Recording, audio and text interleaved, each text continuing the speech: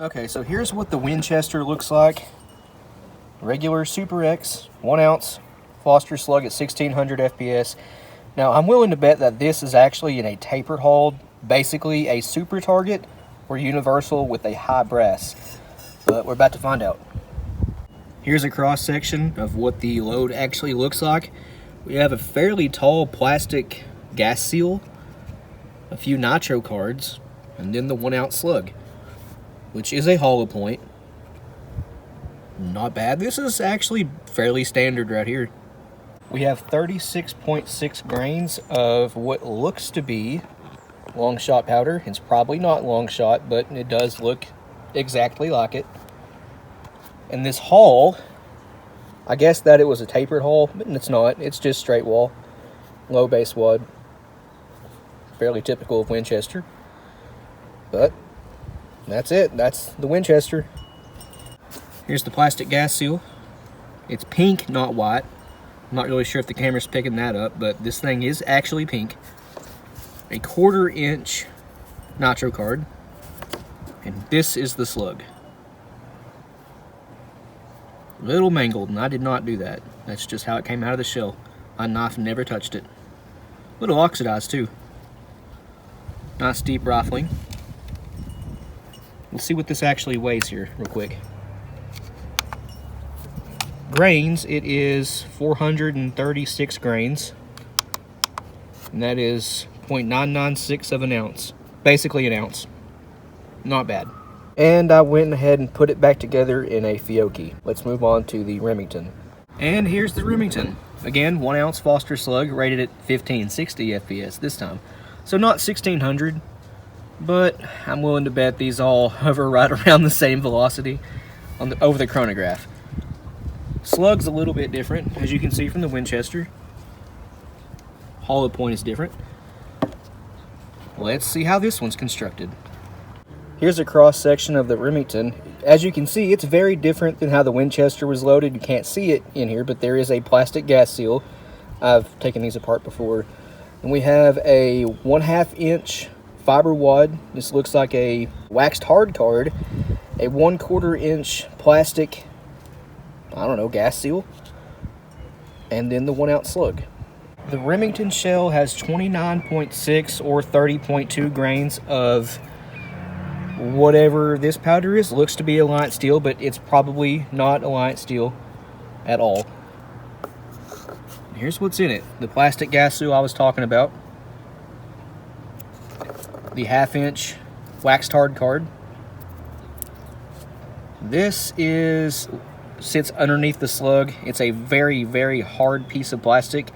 It feels like nylon to me. If you just have this loaded on top of the waxed hard card, the waxed hard card is going to get shoved up inside the slug, which can throw off accuracy, and that's why that little piece of plastic is there, to stop that from happening. And the Remington 1 ounce Foster slug weighs exactly 1 ounce. Nice.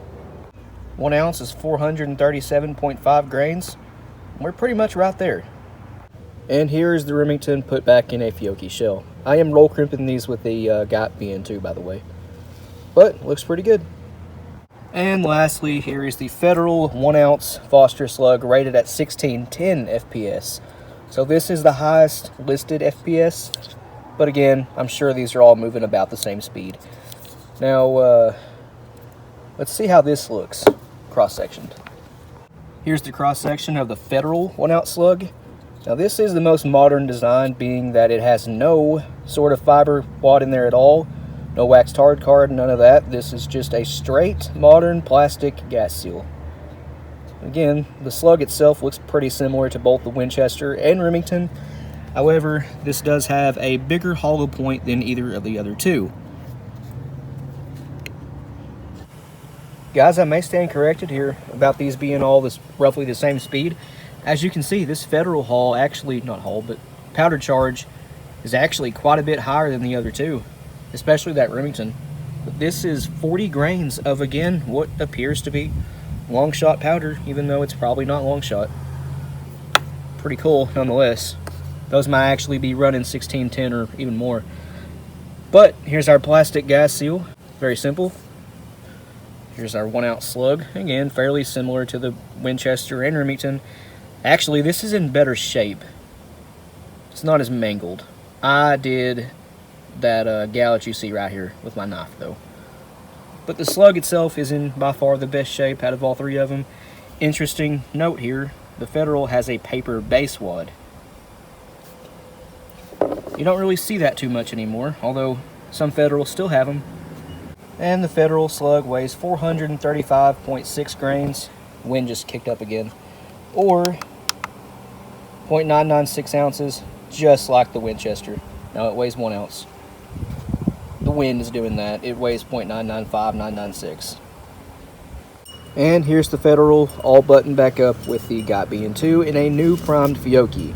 Now obviously we're not going to be shooting these 3 shells because that would skew the results of the video, being they're all in different holes and have a different primer now. So these will just be for us. Also, it's worth noting that the Federal is actually quite a bit shorter, an entire 1/8 of an inch, than the Winchester and Remingtons. Now, that might let you get an extra round in guns with a longer magazine tube, and these might actually cycle a little bit better. These are closer to the length of a fold crimped standard 2 3/4 inch shell, and these are a little bit longer, closer to a fold crimped 3-inch shell.